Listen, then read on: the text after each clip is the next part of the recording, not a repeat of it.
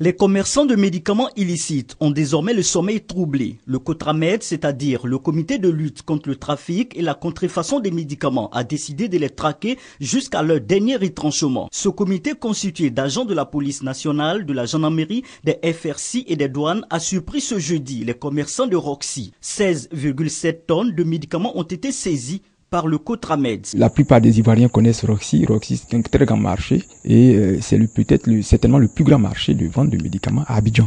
Il y a peut-être d'autres sites, mais en tout cas Roxy est la référence en matière de vente de médicaments illicites. Donc en commençant par Roxy, je pense que c'est un signal fort que nous donnons à ceux qui se livrent à ce type d'activité. Cette répression n'a pas pour objectif d'appauvrir les commerçants ou de les empêcher de gagner le pain quotidien. Il vise à garantir la santé des populations. Les conditions de conservation de ces médicaments ne sont pas garanties. Et l'origine de ces médicaments n'est pas toujours connue. Et donc pour nous, on ne peut pas permettre que les populations s'adonnent à la consommation de ces médicaments qui sont à la base parfois de problèmes de santé. Je profite pour lancer un appel à ces vendeuses et leur dire que nous n'avons pas intérêt à s'attaquer à elles.